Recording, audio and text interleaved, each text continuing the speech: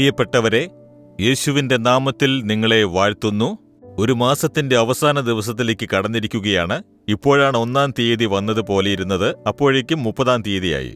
ഈ മാസം മുഴുവനും ദൈവം നിങ്ങൾക്ക് നല്ലവനായിരുന്നോ? ദിവസവും നിങ്ങളോട് സംസാരിച്ചു, നിങ്ങളെ കൈപിടിച്ച് നടത്തിയിരിക്കുന്നു. എത്രയോ കഷ്ടപ്പാടുകളും ഉപദ്രവങ്ങളും ഞെരുക്കവും വന്നപ്പോഴും നിങ്ങളെ ലജ്ജിക്കാൻ വിട്ടുകൊടുത്തില്ല. നിങ്ങളുടെ പ്രാർത്ഥനയ്ക്ക് ഉത്തരം തന്നു, നിങ്ങളുടെ ഭയത്തെ മാറ്റിത്തന്നു, ബലം നൽകി, നിങ്ങളെ അനുഗ്രഹിച്ചു, എന്തുമാത്രം നന്മകൾ ചെയ്തു തന്നു അല്ലേ? അതോർത്ത് നാം ദൈവത്തെ സ്തുതിക്കേണ്ടതാണ്. വേദപുസ്തകത്തിൽ ഒരു വചനമുണ്ട്. 1 ശമൂവേൽ 7-ാം അധ്യായം 12-ാം വാക്യത്തിൽ, ഇത്രത്തോളം യഹോവ നമ്മെ സഹായിച്ചു എന്ന് പറഞ്ഞു. അതിന് എബനേസർ എന്ന് പേരിട്ടു. എബനേസർ എന്നാൽ ഇതുവരെ യഹോവ നമ്മെ സഹായിച്ചു. ഈ മാസം, ഏപ്രിൽ മാസം മുഴുവനും യഹോവ നിങ്ങളെ സഹായിച്ചിട്ടില്ലേ? അതോർത്ത് നാം ദൈവത്തിന് നന്ദി പറയണം. ഇതുവരെ സഹായിച്ച ദൈവത്തിന് സ്തോത്രം എന്ന് യഹോവയെ സ്തുതിക്കണം.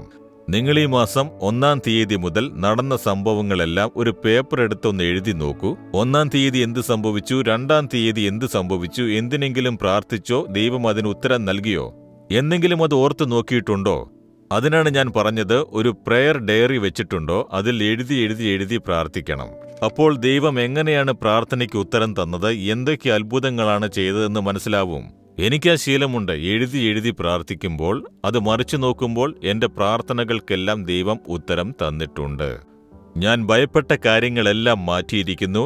ഇത്രയും അത്ഭുതങ്ങൾ ചെയ്തിരിക്കുന്നു. അതോർത്തോർത്ത് ദൈവത്തെ സ്തുതിച്ചുകൊണ്ടേയിരിക്കുമ്പോൾ അടുത്ത് ദൈവത്തിന്റെ കൃപ നമ്മെ താങ്ങി നടത്തും. ഇതുവരെ സഹായിച്ച ദൈവത്തിന് സ്തോത്രം എന്ന് ദൈവത്തെ സ്തുതിക്കുമോ നിങ്ങൾ?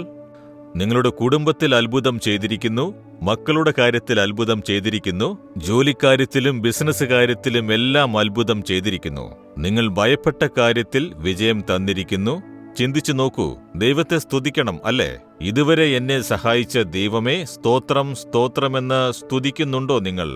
നിങ്ങൾ നന്ദിയുള്ളവരായി സ്തുതിക്കും തോറും ഇനിയുള്ള കാലത്തും ഇതിനേക്കാൾ വലിയ കാര്യത്തെ യഹോവ ചെയ്യും. ദൈവത്തെ സ്തുതിക്കുമോ? ഇതുവരെ സഹായിച്ച ദൈവമേ അങ്ങേക്ക് സ്തോത്രം.